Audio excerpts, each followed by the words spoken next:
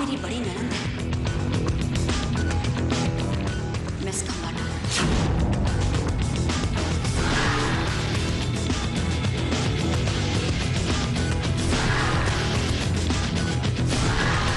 तुम्हारी हिम्मत कैसे थी उस पर हाथ उठाने की? हाँ, आप तो सिर्फ हाथ उठाए, अगर उसने आइंदा तुम्हारे करीब आने की कोशिश भी की तो मैं उसे जान से मार दूंगी। वो गिरी हुई लड़की सानिया।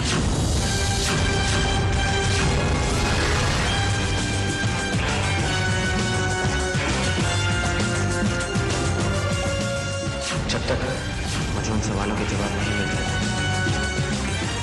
तेरी सानिया तक मैं किसी से भी शादी करने के लिए राजी नहीं हूं।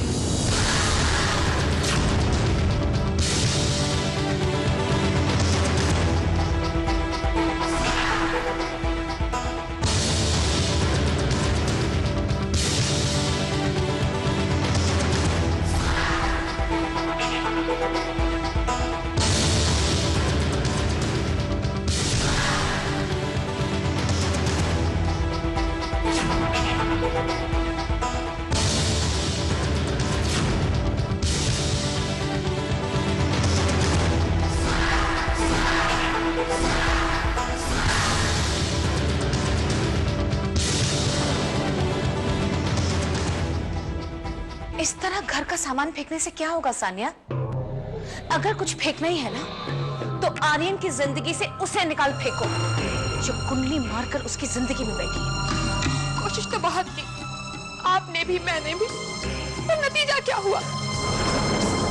हमारी कोशिश हमारे ही गले का फंदा बन गई।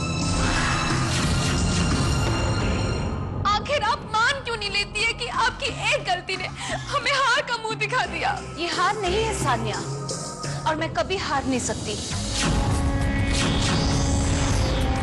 अगर कोई चाल गलत साबित होती है तो उसे कैसे ठीक करना है ये मुझे अच्छी तरह आता है।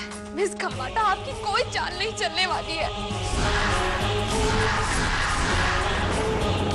आप खुद को भी धोखा दे रही है, मुझे भी धोखा दे रही है।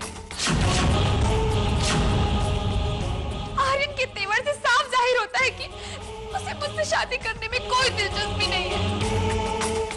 मेरी मर्जी के सामने उसकी दिलचस्पी का कोई मायने नहीं है सानिया।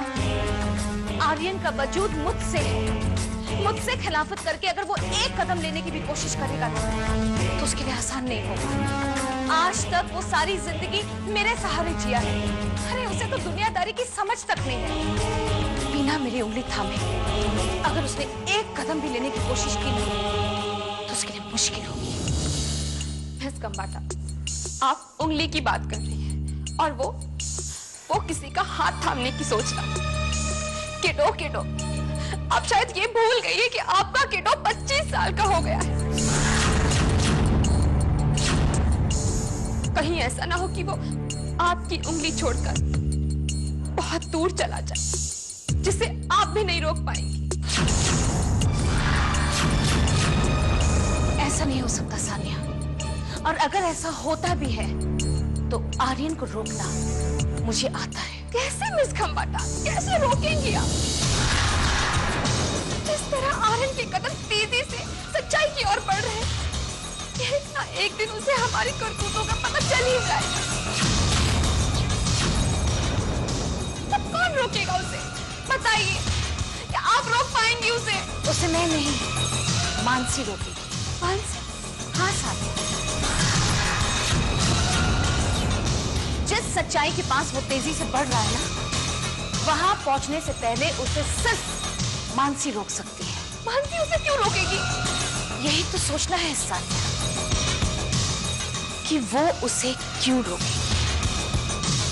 क्यों?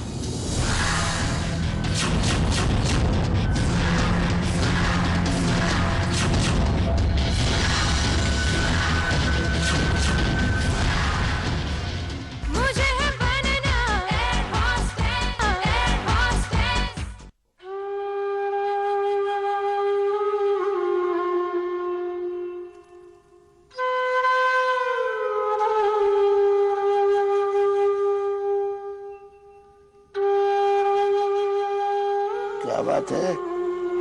ब्लड प्रेशर बढ़ गया है क्या? छोड़िए, मेरा ब्लड प्रेशर नहीं बढ़ा। अरे तुम इतनी परेशान क्यों हो? परेशान हूँ आपकी लापरवाही के लिए। अरे अपनी बेटियों के ऊपर जिम्मेदारी डालकर आप चैन की नींद सो रहे हैं। इसका मतलब तुम्हें मेरी चैन की नींद रास नहीं आ रही है ना? जरूर आती है, लेकिन अगर ये दुनिया हमें चैन की नींद सोने दे तब। इतनी रात को सारी दुनिया की परवाह लिए बैठी हो, मेरी परवाह करो मेरी। मुझे दुनिया की परवाह इसलिए ताकि दिन के उजाले में हमें उनसे नजरें न चुरानी पड़े। क्या अनाप शनाप बक रही हो तुम? मेरी बातें तो आपको हमेशा अनाप शनाप ही लगती हैं। देखिए, मानसी को बेटे का दर्जा देकर आपने गलत नहीं किया। मैं ये भी नहीं कहती कि मानसी पर विश्वास करना आपका गलत है, लेकिन ये कहां तक सही है कि माँ बाप अपनी सारी जिम्मेदारी अपने बच्चों पर डालकर उनकी तरफ से आंखें मूंद ले। तुम कहना क्या चाहती हो? मुझे लगता है कि मानसी इंतकाम की आग में जल रही है और मुझे डर है कि ये आग कहीं उसकी जिंदगी बर्बाद न कर दे। देखो, हमें उसे रोकना होगा, वरना कहीं ऐसा ना हो कि एक दिन हम अपनी बेटी ही खो दें।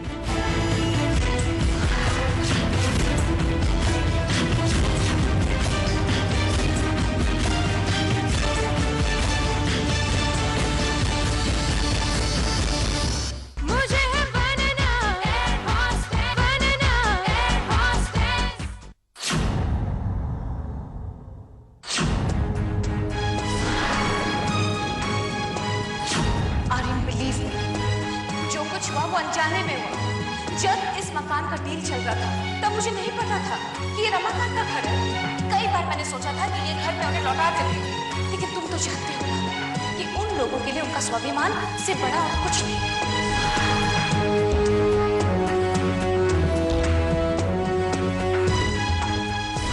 इसकी वजह से मेरी जिंदगी तबाह होती है।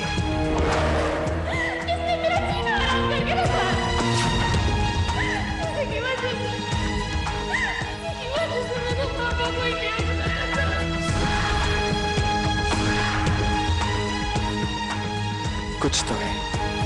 कुछ तो है जो मुझसे छुपाया जा रहा है। जो कुछ भी हो, मैं इस घुटन भरी जिंदगी को नहीं जी सकता। बेहतर यही होगा कि मैं यहाँ से दूर चला जाऊं, हमेशा हमेशा के लिए।